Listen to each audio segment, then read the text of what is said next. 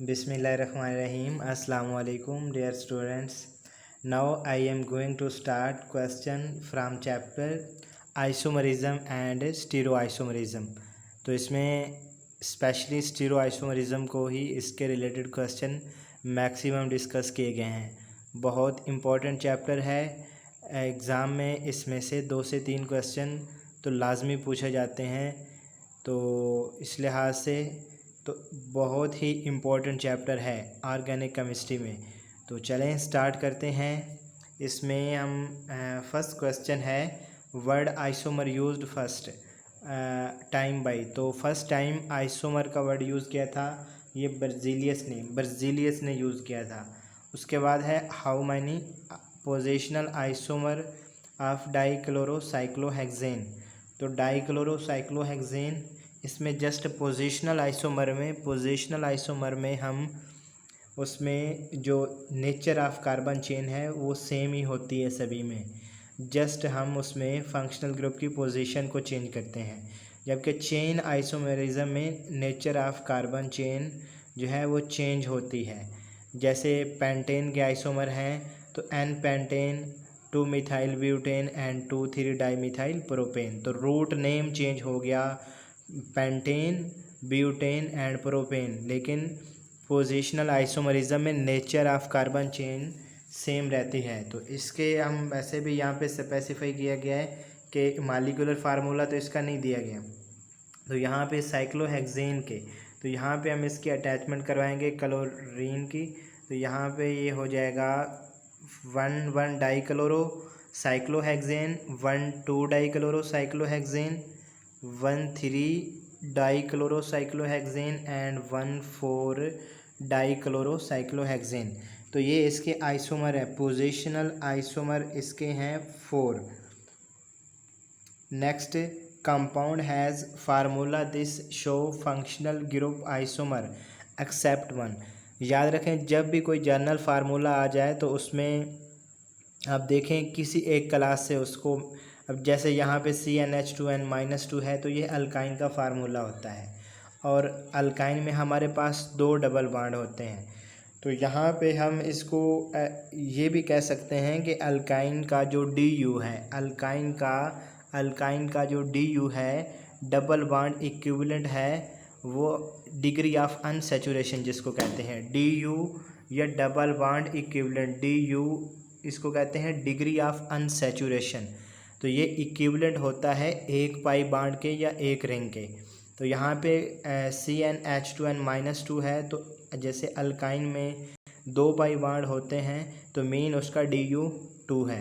तो इसी तरह हम देखेंगे बाकी में किसका DU किस में 2 आता है। तो क्योंकि अगर जनरल फार्मूला क्लासेस के लिए, जिन क्लासेस का जनरल फार्मूला सेम होता है उनमें फंक्शनल ग्रुप आइसोमर एग्जिस्ट करते हैं। जैसे लास्ट टाइम कार्बोक्सिलिक एसिड के चैप्टर में क्वेश्चन डिस्कस किए थे कि कार्बोक्सिलिक एसिड जो हैं ये ईस्टर के साथ फंक्शनल ग्रुप आइसोमर शो करते हैं। इसके अलावा हाइड्रोक्सी एल्डिहाइड में भी शो करते हैं। बहरहाल तो यहाँ पे हम देखेंगे अल्काइन का DU जनरल फार्मूले का भी DU हमारे पास डिग्री ऑफ अनसैचुरेशन 2 है, तो अल्काइन का ही फार्मूला है। नेक्स्ट है अल्काडाइन। तो अल्काडाइन में अल्कीन है और इसमें 2 पाई बॉन्ड है, तो इसका भी DU 2 होगा। और साइक्लो अल्कीन यहाँ पे होना था साइक्लो अल्कीन। तो ये क्वेश्चन में तो ठीक है, यानी इसका जो टेस्ट कंडक्ट किया गया उसमें तो ये ठीक है। तो साइक्लो अल्कीन है, तो साइक्लो अल्कीन का DU क्या होगा, एक इसमें रिंग है और एक पाई बॉन्ड है, तो इसका भी DU जो है डिग्री ऑफ अनसैचुरेशन 2 होगी। तो सभी जो हैं ये फार्मूले को फॉलो कर रहे हैं CnH2n-2। तो जिनका फार्मूला सेम होता है वो फंक्शनल ग्रुप आइसोमर शो करते हैं। Of the following compound show geometrical, तो यहाँ पे एक्सेप्ट 1 पूछा गया था इसलिए लास्ट वाला होगा। उसके बाद of the following compound show geometrical isomerism after reaction with ammonia. तो इसमें फर्स्ट पे हमारे पास है 2 methyl cyclohexanone, 2 methyl cyclohexanone, 2 methyl, ये हमारे पास है 2 मिथाइल साइक्लोहेक्सानोन। मैं इसका यहाँ पे नेक्स्ट रिएक्शन लिखूँगा। ये हमारे पास है साइक्लोहेक्सानोन 2 मिथाइल। इसका अगर अमोनिया के साथ रिएक्शन लिखें तो जो प्रोडक्ट बनेगी इसका जो अमोनिया के साथ रिएक्शन करेंगे तो ये प्रोडक्ट बनेगी NH। तो यहाँ पे जो इसमें स्टीरियोजेनिक सेंटर है, क्योंकि ये नाइट्रोजन जो है ये भी कायरल है, सॉरी स्टीरियोजेनिक इसको कहते हैं, जो ज्योमेट्रिकल आइसोमरिज्म में कंडीशन है, क्योंकि एक इसमें लोन पेयर एक हाइड्रोजन, तो ये इस स्टीरियोजेनिक सेंटर के साथ दो डिफरेंट ग्रुप अटैच हैं, एक लोन पेयर और एक हाइड्रोजन। इसी तरह यहाँ पे भी हमारे पास मिथाइल और ये इस साइड पे और ग्रुप है, तो डिफरेंट हैं, इसमें कोई सिमेट्री वगैरह नहीं पाई जाएगी। तो ये दो इसके प्रोडक्ट बनेंगे सिस एंड ट्रांस। तो क्वेश्चन में था कि शो ज्योमेट्रिकल आइसोमरिज्म, यस, तो ये शो करता है। बाकी चेक करते हैं साइक्लोहेक्सानोन। तो साइक्लोहेक्सानोन में जब ये अमोनिया के साथ प्रोडक्ट बनाएगा तो इसमें सिमेट्री, इसमें जो ये वाली कार्बन है इसके साथ दो सिमिलर ग्रुप अटैच हैं, यानी दोनों साइडों पे सेम ही हैं, इस लिहाज से ये शो नहीं करेगा। बेंजोफिनोन होता है डाईफिनाइल कीटोन, तो ये भी शो नहीं करेगा क्योंकि इसमें भी कार्बन के साथ सिमिलर ग्रुप हैं। तो जिस डबली बॉन्डेड कार्बन के साथ सिमिलर ग्रुप अटैच होते हैं वो ज्योमेट्रिकल आइसोमरिज्म शो नहीं करती। इसी तरह एसीटोन भी नहीं करेगा, एसिटल्डिहाइड शो करेगी, फॉर्मल्डिहाइड शो नहीं करेगी, प्रोपानॉल भी शो करेगी। यानी ये जो इस तरह के क्वेश्चन पूछे जा सकते हैं रिएक्शन से भी, जो इस तरह के आइसोमरिज्म के क्वेश्चन पूछे जा सकते हैं। उसके बाद है how many isomer of this contain benzene. अच्छा, इसका सिंपल वे ये होता है कि एक तो इसमें बेंजीन है, तो बेंजीन का रिंग होता है C6H5 अगर एक सब्स्टिट्यूएंट है, तो हम इसमें से C6H5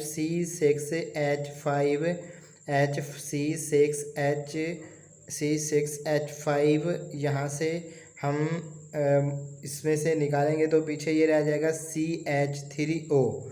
तो अब इसको हमने अटैच करवाना जब सिंगल होगा, यानी एक ही सब्स्टिट्यूएंट अटैच होगा। अगर दो अटैच होंगे तो ये CH4O हो जाएगा। तो इस लिहाज से हमने इसके आइसोमर ड्रा करने भी, मैं ड्रा करता हूँ, आपको ये समझ आ जाएगी। तो इसका एक तो सिंपल हम इसका OCH3 कर देंगे तो ये बन जाएगा इसका आइसोमर एनिसोल या इसको मिथाइल फिनाइल कीटोन भी कहते हैं। उसके बाद इसका बनेगा मैं ऐसे ही लिख रहा हूँ, ये बनेगा, ये CH2 है जो मैंने इसको कॉर्नर से शो किया।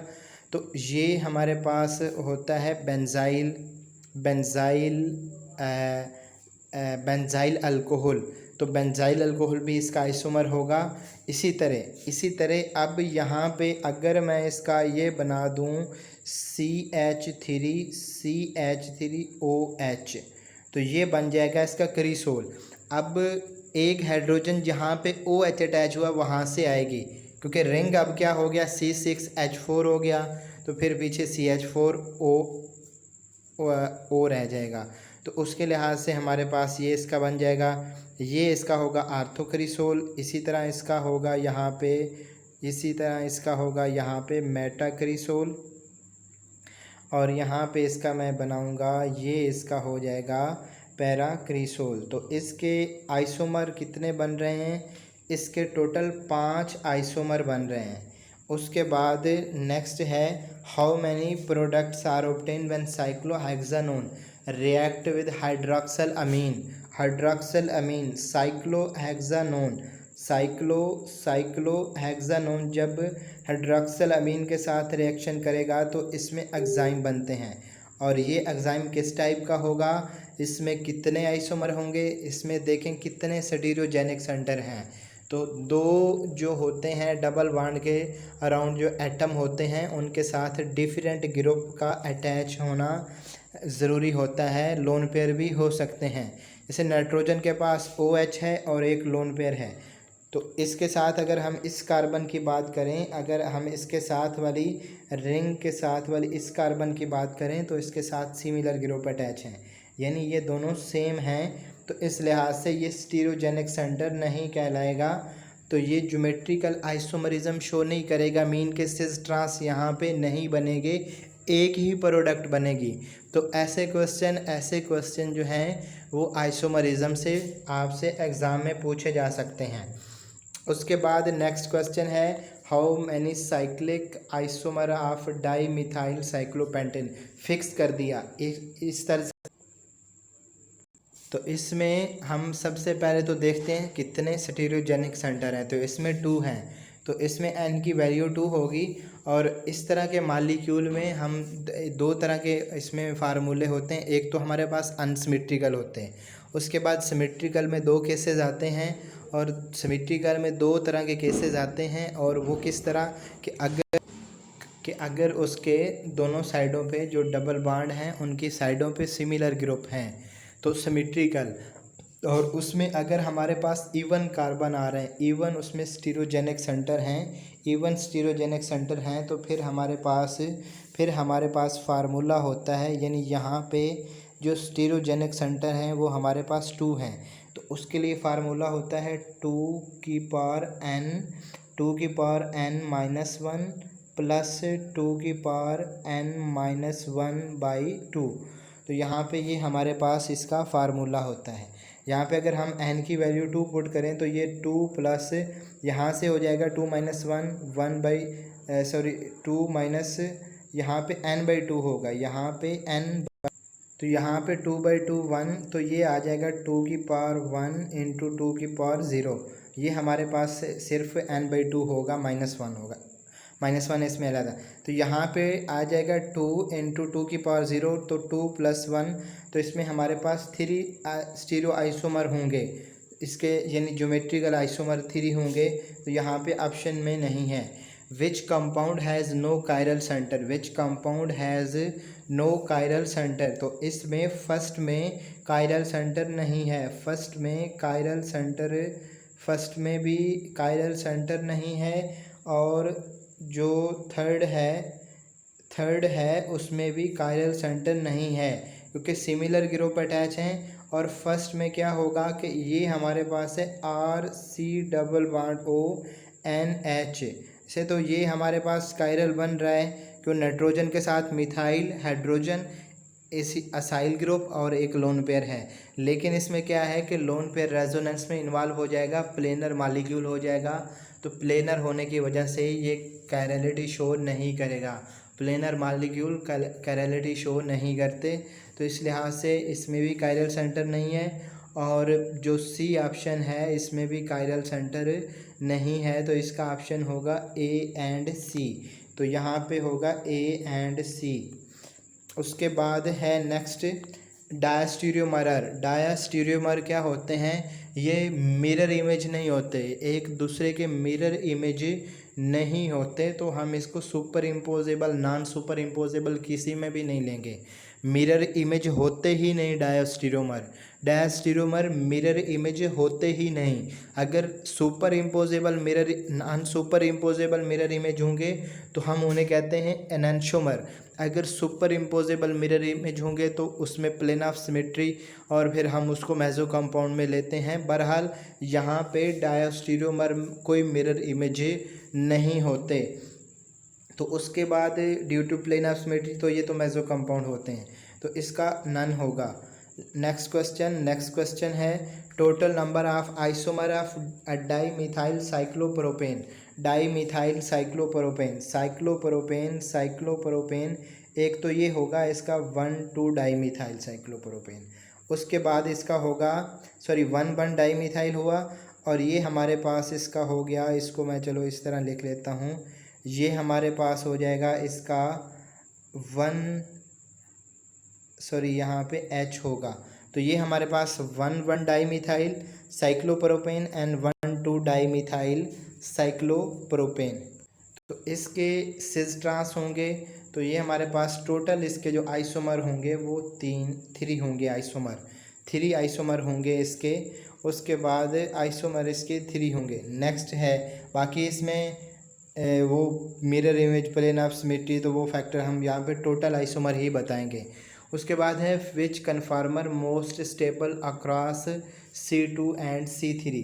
तो इसमें हम इसके ड्रा करेंगे। इसके सबसे पहले तो हम स्टैगर्ड पोजीशन, इसका जो स्टैगर्ड कन्फार्मर है वो ड्रा करते हैं। तो वो हमारे पास होता है वो ये है, हम इसको ले लेते हैं आउट ऑफ प्लेन और ये हमारे पास हो जाएगा, ये इसका होगा स्टैगर्ड पोजीशन। न्यूमैन प्रोजेक्शन के अकॉर्डिंग हम इसके कन्फार्मर ड्रा कर रहे हैं। सार फार्मूला भी होता है, ये इसका स्टैगर्ड है और ये दूसरा होगा इसका OH और इसको हम कहेंगे ये भी स्टैगर्ड है, लेकिन ये इसका है गॉज स्टैगर्ड। यहाँ पे हाइड्रोजन होंगे, बाकी इसके साथ हाइड्रोजन अटैच हैं, वो लिख दें, यहाँ पे भी हाइड्रोजन होंगे, बाकी इसमें हाइड्रोजन ही हैं। उसके बाद थर्ड इसकी जो फॉर्म बनेगी वो यहाँ पे पार्शली इक्लिप्स्ड। तो पार्शली इक्लिप्स कैसे होगी, OH यहाँ पे फिर H हो जाएगा, तो ये हमारे पास इस तरह यहाँ पे ये हो जाएगा, इसको कहते हैं पार्शली इक्लिप्स्ड। तो कहाँ पे कौन सा मैक्सिमम स्टेबल होगा, कौन सा कन्फार्मर ज़्यादा स्टेबल होगा, तो इसमें हाइड्रोजन बॉन्डिंग फैक्टर को देखेंगे हम, इसमें हाइड्रोजन बॉन्डिंग फैक्टर को देखेंगे। और इसमें जो ये फॉर्म है इसकी गॉज स्टैगर्ड फॉर्म, ये सबसे ज़्यादा स्टेबल, इसमें हाइड्रोजन बॉन्डिंग है, इसकी वजह से स्टेबल है। अब यहाँ पे ये भी लग रही है फॉर्म इसकी जो यहाँ पार्शली इक्लिप्स्ड है, बल्कि ये तो इसकी फुली इक्लिप्स्ड है। तो फुली इक्लिप्स्ड फॉर्म जो है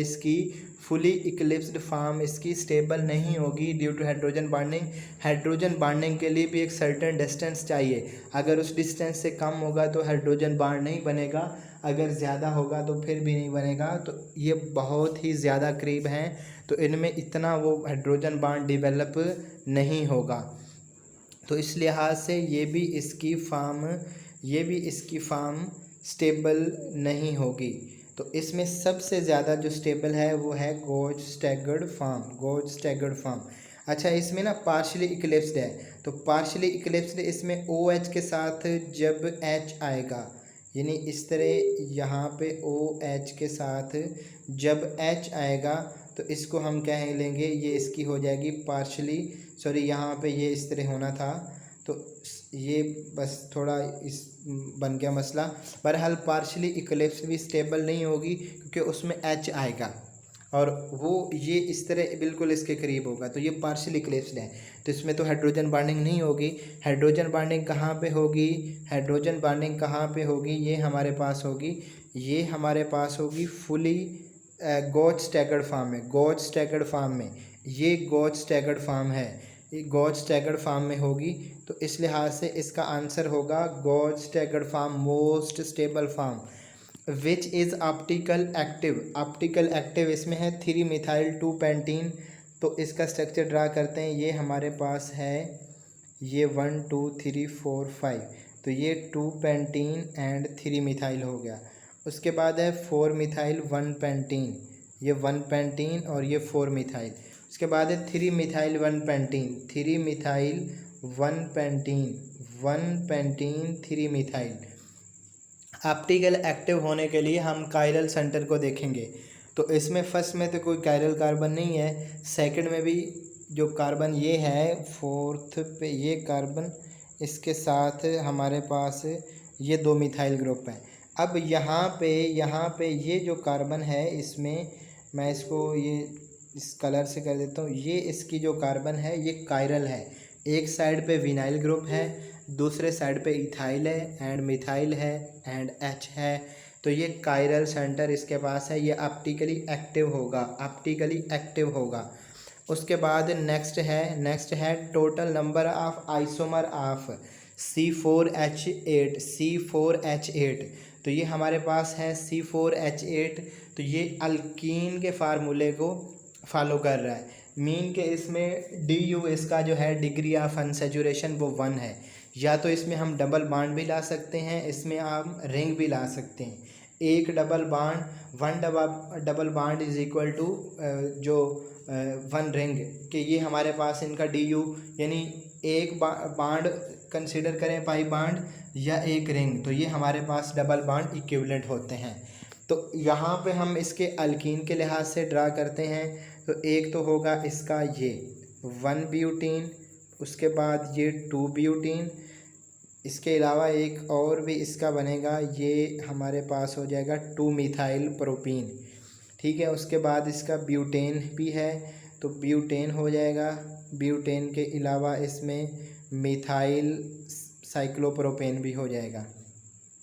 तो ये इसके टोटल बन रहे हैं, क्वेश्चन नंबर 14 में टोटल बन रहे हैं इसके 5 आइसोमर। इसके टोटल बन रहे हैं 5 आइसोमर, लेकिन इसके 5 नहीं हैं, इसके जो आइसोमर हैं वो ज़्यादा हैं। कैसे कि ये हमारे पास ये जो फॉर्म है 2 ब्यूटीन, तो इसके 2 ज्योमेट्रिकल आइसोमर भी होंगे सिस एंड ट्रांस। यहाँ पे टोटल आइसोमर पूछे गए हैं, तो सिस एंड ट्रांस को शामिल करके ये टोटल बन जाएंगे हमारे पास, टोटल बन जाएंगे 6, यानी 4 और ये 2 इसके, तो ये 6 हो जाएंगे। उसके बाद नेक्स्ट क्वेश्चन है कि how many cyclic isomer of C5H10। तो ये भी एक रिंग ये इसमें है, तो ये एक तो साइक्लिक होंगे साइक्लोपेंटेन, उसके बाद हम इसको कह लें साइक्लोब्यूटेन, मिथाइल साइक्लोब्यूटेन हो जाएगा। उसके बाद हम प्रोपेन में लेके आएँ तो ये 1 डाई मिथाइल साइक्लोप्रोपेन, और अगर हम इसको ये कर लें तो ये हमारे पास होगा 1,2 डाई मिथाइल साइक्लोप्रोपेन। अब यहाँ पे जो हमारे पास इसके टोटल 4 आइसोमर बन रहे हैं, टोटल हमारे पास 4 आइसोमर बन रहे हैं, लेकिन ये जो इसकी फॉर्म है इसका सिस एंड ट्रांस भी बनेगा, तो ये 3 हैं और 2 इसके, तो टोटल 5 हो गए, टोटल 5 हो गए। उसके बाद द कंपाउंड दिस मोनोक्लोरिनेटेड, तो इसमें पॉसिबल कितने डिफरेंट प्रोडक्ट होंगे कि 1 बाय 1 हाइड्रोजन को रिप्लेस किया जाए। तो इसमें एक तो ये हाइड्रोजन है, ठीक है, अर्थो डैश इसको कहते हैं। उसके बाद ये मेटा और ये पैरा, ठीक है। बाकी अगर उधर से करेंगे तो फिर सिमिलर पोजीशन आएंगी। तो इस रिंग के लिहाज से हमने एक हाइड्रोजन ही एट ए टाइम, हमने सभी हाइड्रोजन को रिप्लेस नहीं करना, 1 बाय 1 करेंगे। तो ये 3 ही पॉसिबिलिटी हैं और एक हाइड्रोजन यहाँ CH2 से, तो टोटल 4 मोनोक्लोरिनेटेड प्रोडक्ट इसकी बनेगी। अब फंक्शनल आइसोमर ऑफ 1 ब्यूटाइन में हमारे पास इसमें हम इसका तो जनरल फार्मूला देखेंगे। इसमें 2 पाई बाड हैं, तो डबल बाड इक्विवेलेंट इसमें कितने हैं, 2 हैं। तो किस में और 2 हैं, 1,3 ब्यूटाडाइन। पहले काफ़ी डिस्कशन इस क्वेश्चन के अबाउट की है, जिस क्वेश्चन में हमने कहा था कि CnH2n-2 जो है इस तरह के कंपाउंड के फार्मूले जो जनरल फार्मूले होंगे, तो कौन कौन उसके आइसोमर होंगे, फंक्शनल ग्रुप आइसोमर। तो उसमें हमने कहा था कि अल्काइन भी होते हैं, एल्काडाइन भी होते हैं, साइक्लो अल्कीन भी होते हैं। तो इस तरह इसका 1,3 ब्यूटाडाइन होगा। तो ये इसका फंक्शनल ग्रुप आइसोमर है, उसके बाद the prefixes syn and anti use किया जाता है। ये यूज़ किया जाता है ज्योमेट्रिकल आइसोमर में, और स्पेशली एजो कंपाउंड, क्योंकि उसमें ये एक तो लोन पेयर और यहाँ पे कोई भी ग्रुप लगा दें, मिथाइल लगा दें, फिनाइल लगा दें, तो ये हो गया सिन मीन्स सेम साइड पे सिमिलर ग्रुप होंगे और अपोजिट साइड पे तो एंटी होंगे। इसी तरह इसको हम एग्जाइम के लिए भी ले सकते हैं, जैसे ये हमारे पास है ना CH3 एल्डिहाइड का एग्जाइम CNOH, तो ये भी सिन एंड एंटी हम इसके भी ड्रा कर सकते हैं। तो ज्योमेट्रिकल आइसोमरिज्म स्पेशली जो नाइट्रोजन कंटेनिंग कंपाउंड होते हैं, एजो कंपाउंड या एग्जाइम वगैरह, तो उनमें हम सिन एंड एंटी यूज़ करते हैं। तो इसमें ज्योमेट्रिकल आइसोमरिज्म ऑप्शन होगा, ज्योमेट्रिकल आइसोमरिज्म। उसके बाद है how many optical inactive isomer of tartaric acid. तो टारटारिक एसिड के जब भी कोई भी कंपाउंड्स हो तो उसके ऑप्टिकल आइसोमर कैलकुलेट करने के लिए जो फार्मूला होता है, सबसे पहले तो टारटारिक एसिड, इसका क्या फार्मूला होता है, ये इसका स्ट्रक्चर है OH, ये है टारटारिक एसिड का फार्मूला।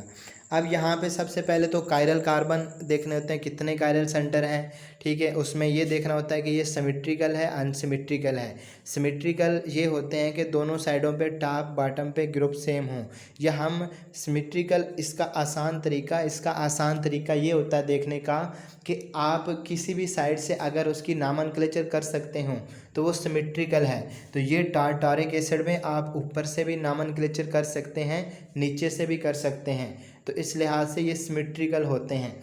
और उसमें सिमेट्रिकल के बाद हमने देखना होता है कि उसमें इवन कार्बन है या ऑड कार्बन है, यानी कायरल का सेंटर उसमें इवन है या ऑड है।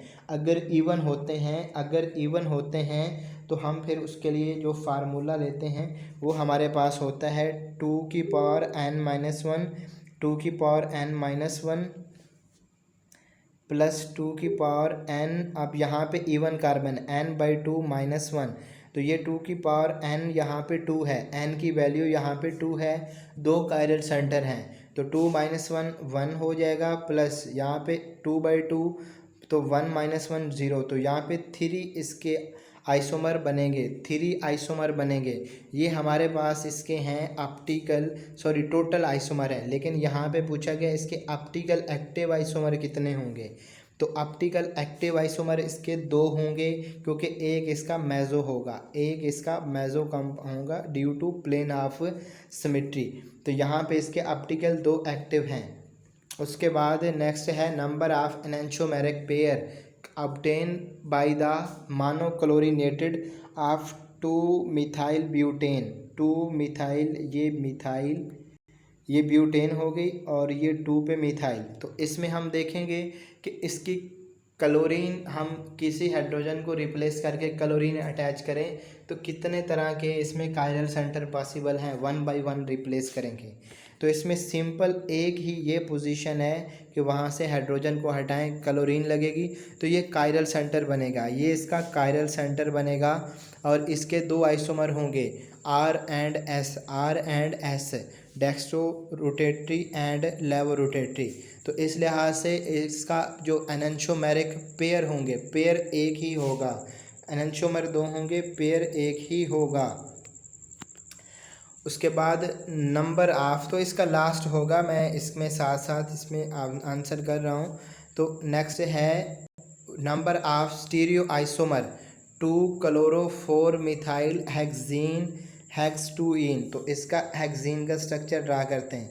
ये हमारे पास 1 2 3 4 5 6, 2 पे हेक्सीन है, 2 पे ही क्लोरीन है और 4 पे मिथाइल है। 4 कहाँ पे बनती है, 1 2 3 एंड 4 पे। तो एक तो इसमें यहाँ पे हम देखेंगे कितने इसके स्टीरियो आइसोमर में हम दोनों चीज़ें काउंट करते हैं। इसमें हम ज्योमेट्रिकल आइसोमर भी देखते हैं और ऑप्टिकल आइसोमर भी। तो यहाँ पे एक तो डबल बॉन्ड आ रहा है इसका, एक तो ये स्टीरियोजेनिक सेंटर होगा क्योंकि इस कार्बन के साथ ग्रुप लगा हुआ है हाइड्रोजन एंड ये हमारे पास है सेकेंडरी ब्यूटाइल।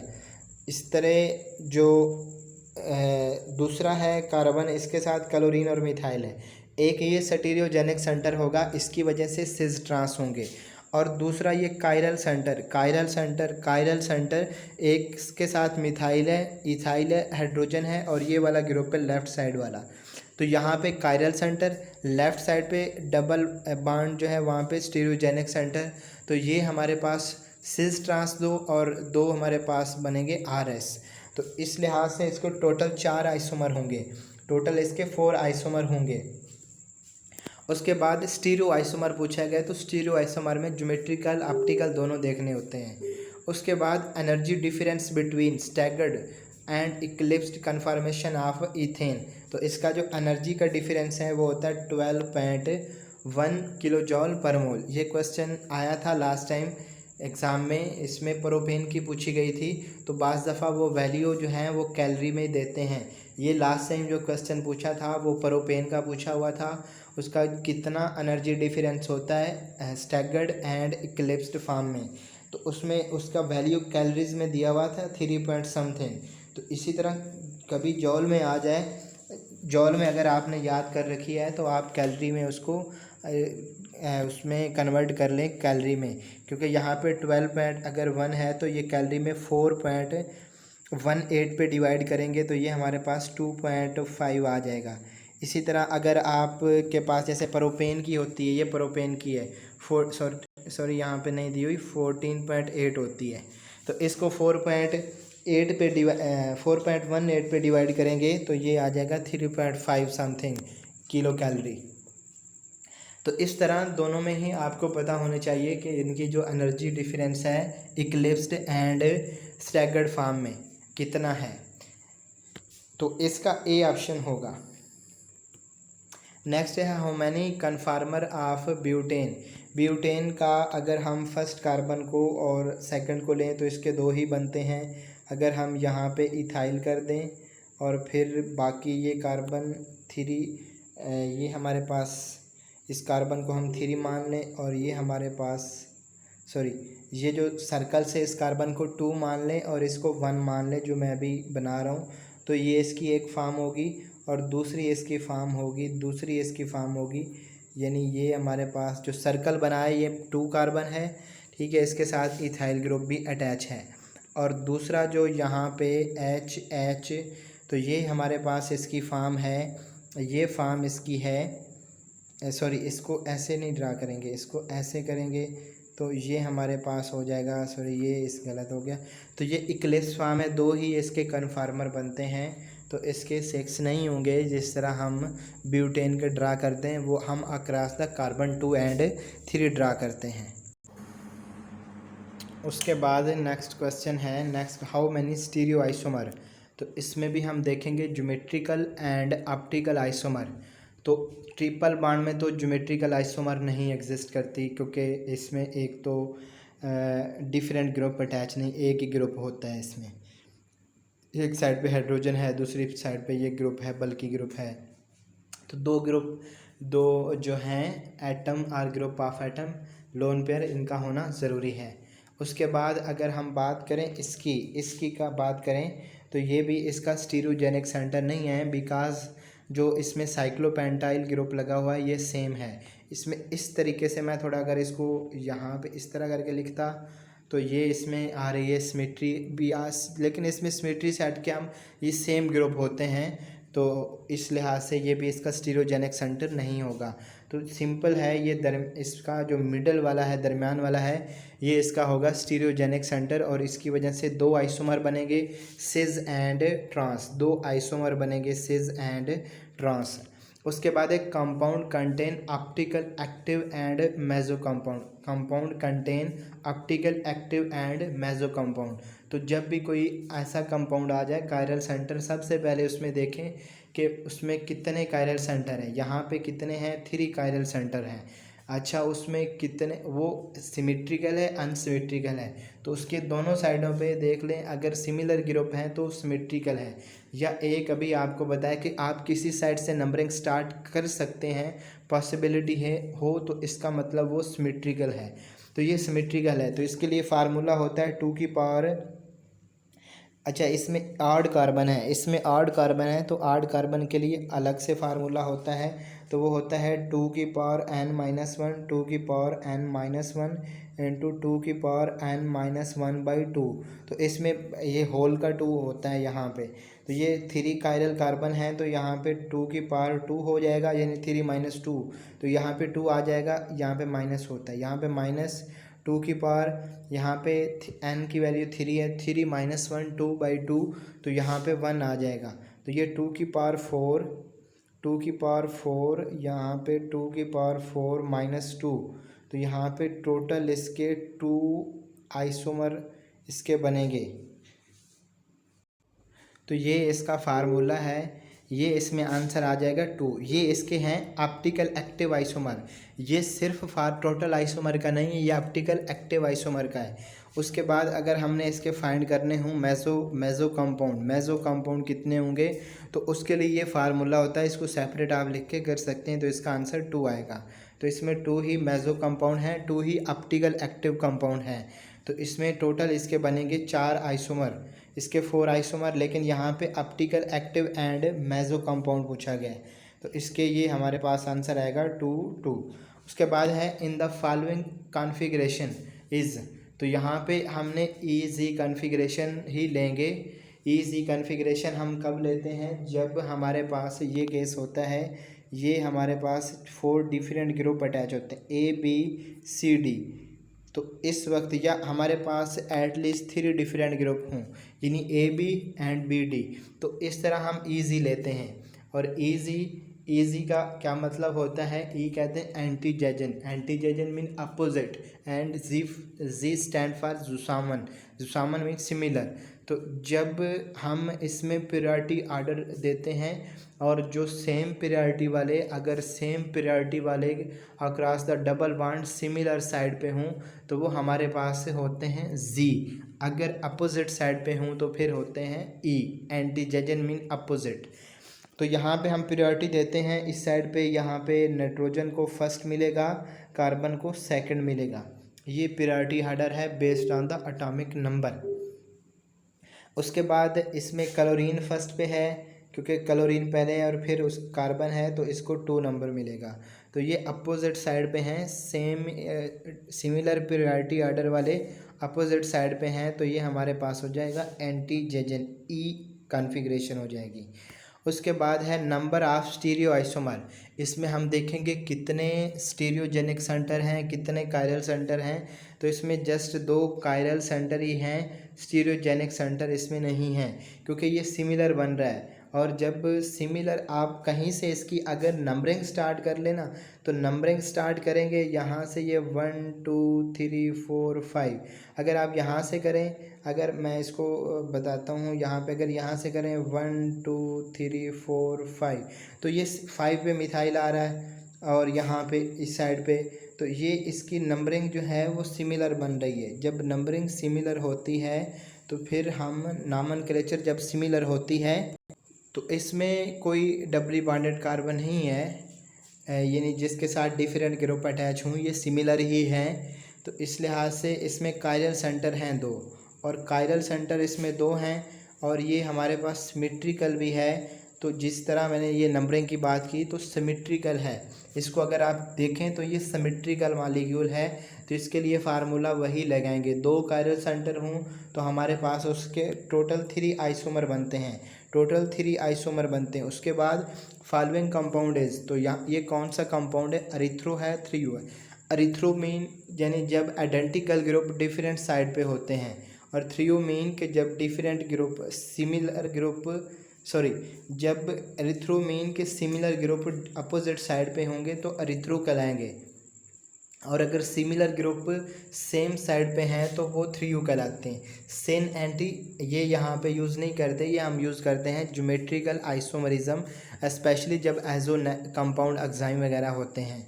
तो इस लिहाज से अच्छा यहाँ पे एक और कंडीशन होती है कि ये तो अच्छा ये तो हमारे पास बनेगा 3U, क्योंकि OH सिमिलर साइड पे, लेकिन ये कुछ भी नहीं होगा। हम अरिथ्रो 3U उस वक्त यूज़ करेंगे, उस वक्त हम इसे वर्ड यूज़ करेंगे जब हमारे पास टॉप और बॉटम वाले ग्रुप डिफरेंट होंगे। तो यहाँ पे सिमिलर हैं तो इसके लिए अरिथ्रो 3U यूज़ नहीं कर सकते, कुछ भी नहीं यूज़ करेंगे इस तरह का। उसके बाद है करेक्ट नॉमेनक्लेचर, इसका नॉमेनक्लेचर, इसको हम प्रायोरिटी आर्डर देंगे। तो इसमें एक तो OH को फर्स्ट मिलेगा, इसको सेकंड मिलेगा, क्योंकि नीचे कार्बन के साथ OH भी है, ऊपर सिर्फ कार्बन के साथ हाइड्रोजन है। तो ये हम डिसाइड करते हैं कि जब अगर यानी नेक्स्ट कार्बन अगर सेकंड प्रायोरिटी पे, सेकंड नंबर पे सिमिलर एटम आ रहे हैं तो फिर हम नेक्स्ट देखते हैं, तो इस लिहाज से इसका सेकंड बनेगा, ये थर्ड।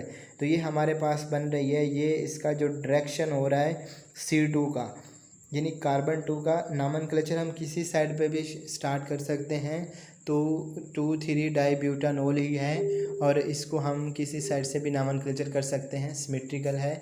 तो फर्स्ट ये 2 कार्बन जो है उसका कॉन्फ़िगरेशन इस तरीके से बन रहा है।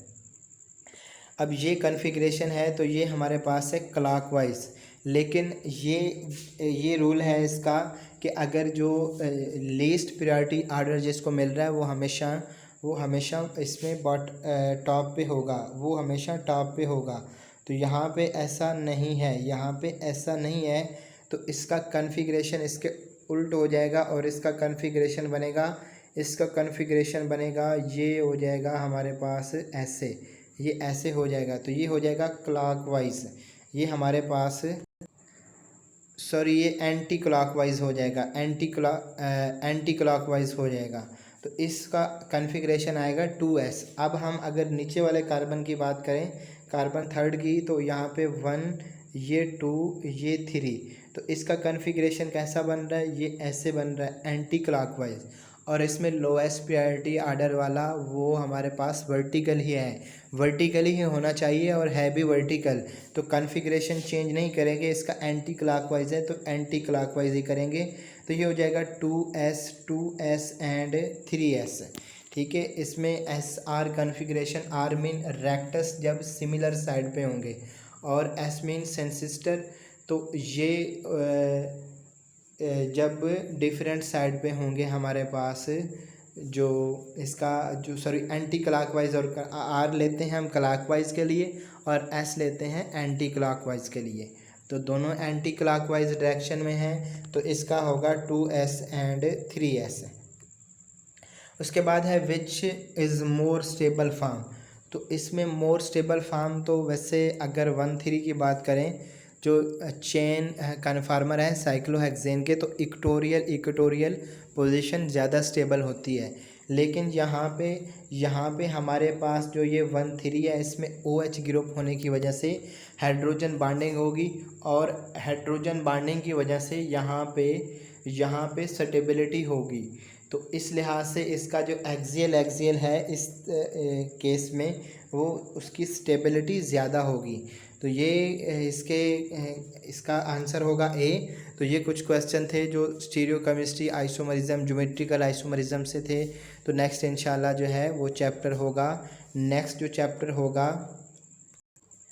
चैप्टर होगा नाइट्रोजन कंटेनिंग कंपाउंड्स। अल्लाह हाफिज़।